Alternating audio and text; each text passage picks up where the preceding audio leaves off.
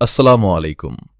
আজ আমরা জানব জামালপুর জেলার মেলান্দহ উপজেলার মালঞ্চ গ্রামের কৃতি সন্তান, দেশের অন্যতম বিশিষ্ট শিল্পোদ্যোক্তা ও সমাজসেবক হাসান মাহমুদ রাজা সম্পর্কে। ১৯৫৭ সালে জন্মগ্রহণ করা হাসান মাহমুদ রাজা বাণিজ্যে স্নাতক সম্পন্ন করার পর ব্যবসায় আত্মনিয়োগ করেন। ১৯৭৮ সালে তিনি ও তার কয়েকজন সহযাত্রীর উদ্যোগে প্রতিষ্ঠিত হয় ইউনাইটেড গ্রুপ, যা আজ বাংলাদেশের অন্যতম বৃহৎ শিল্পগোষ্ঠীগুলোর একটি। বিদ্যুৎ, স্বাস্থ্যসেবা, শিক্ষা, রিয়েল এস্টেট, নির্মাণ এবং বিভিন্ন সেবা খাতে ইউনাইটেড গ্রুপ গুরুত্বপূর্ণ অবদান রেখে চলেছে। বর্তমানে হাসান মাহমুদ রাজা ইউনাইটেড গ্রুপের চিফ অ্যাডভাইজার হিসেবে দায়িত্ব পালন করছেন। তার নেতৃত্বে গড়ে উঠেছে দেশের অনেক স্বনামধন্য প্রতিষ্ঠান।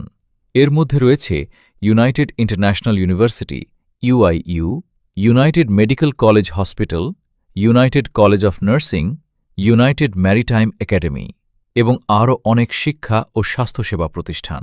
শিক্ষা ও মানব সম্পদ উন্নয়নকে তিনি সব সময় বিশেষ গুরুত্ব দিয়ে আসছেন।